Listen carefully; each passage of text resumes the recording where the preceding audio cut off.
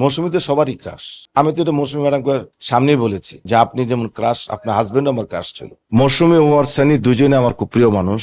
সানিবার কিছু কর্মকাণ্ডে বিব্রত হই, উনি যেহেতু বিব্রত ঘটনাগুলো আর না ঘটান। মৌসুমী ম্যাডাম নিয়ে কোনো কমপ্লেন নেই, থাকবেও না। আজীবনে উনি আমার ক্রাশ থাকবেন, কারণ ওনার কাছে তো অনেক কিছু শিকার আছে, অনেক কিছু পাওয়ার আছে। আমরা পাচ্ছি, আপনারাও পাচ্ছেন, বিশেষ করে আমি পেয়েছি, পাবো।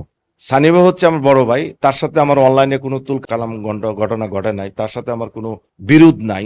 উনি একটা কমপ্লেন করছে, সে তার ফেসবুকে যায়, পার্সোনাল ফেসবুকে। আমি পার্সোনাল ফেসবুক কখনো ইউজ করি না, আমার পার্সোনাল ফেসবুকে কারণ কটাক্ষ করে কিছু লেখি না, এই ম্যানারটা আমি জানি। এখন কে জানলো না, এটা তার বিষয়। তো তার সাথে বিরোধের কিছু নাই।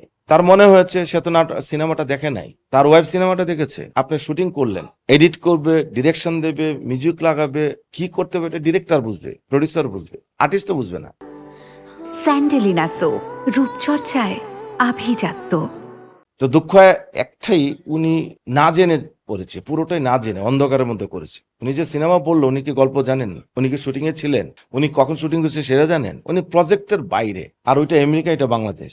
এই যে ধাঁধা গোলকের মধ্যে মানুষকে ফেলে একটা শ্রেণী চেয়েছিল বন্ধ করতে, সত্যের জয় সারা জীবনে হয়। এই দেশে আল্লাহর আইনের পরে সুপ্রিম কোর্ট, হাইকোর্ট, যেটা আমাদের সর্বোচ্চ প্রায়োরিটি আমরা দিই, তারা সত্যি ন্যায্য বিচার কর। হাসান জাহাঙ্গীর ক্রাশ মৌসুমী, শুধু হাসান জাহাঙ্গীর কেন, মৌসুমী তো সবারই ক্রাশ।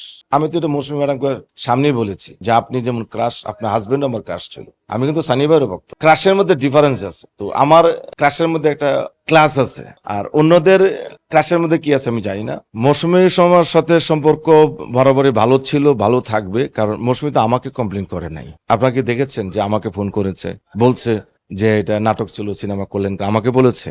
মৌসুমী তো আমাকে বলে নাই, পুরো দেশবাসীকে বলে নাই, প্রিভবোর্ডকে বলে নাই, কাউকে বলে নাই। সে পার্সোনাল কাকে বলছে এটা তো does not matter. Contact marriage নির্মাণ করতে আপনার কত টাকা খরচ হয়েছে এবং কন্ট্যাক্ট ম্যারেজ সিনেমা থেকে আপনি কত টাকা পেয়েছেন? কন্ট্রাক্ট ম্যারেজ সিনেমা কত টাকা হয়েছে এটা আমার মিনিস্ট্রিতে জমা দেওয়া আছে। মিনিস্ট্রির অনুমোদন ছাড়া আমি বলতে পারবো না, কারণ আমি দেশের বাইরে যখন শুটিং করতে যাই, ওখানে আমার এনবিআর এর লোক ছিল, 7 জন সচিব মহোদয় ছিলেন, ফুল সচিব না, ওরা যুগ্ম সচিব। তারপর এনবিআর লোক ছিল, অন্যান্য মিনিস্ট্রির লোক ছিল, কারণ আমার 2 থেকে 3টা মিটিং হয়েছে। কিছু বাইন্ডিংস আছে, লস কত গেছে বা কত আসছে এটা তো আমি বললামই যে আমার 25টা হলে ঈদের আগে চলেছে, সব মিলে এখন 7-8টা হলে চলছে। এইভাবে ধারাবাহিকভাবে চলবে। যারা দেখে নাই দেখছে, দেখে প্রশংসা করছে। আবার যারা ভুল বুঝেছিল যে আমরা আসলে এটা নাটক বলে আপনাকে অনেক ভাবে কথা বলেছি, এটা ঠিক হয়নি, বা এখনো আমার কোনো পোস্ট দিলে যে অনেকে কমেন্টস করে আরেকটা সিনেমা বানায় ফেলেন, নাটক দেখলে নাটক না সিনেমা। তো এগুলা আসলে সিনেমাটা তাদের দেখা উচিত। মিথ্যের আড়ালে যে সত্য আছে এবং সেই সত্য যা আল্লাহর মতো আমি প্রকাশ করতে পেরেছি, এটাই আমি সফলতা মনে করি।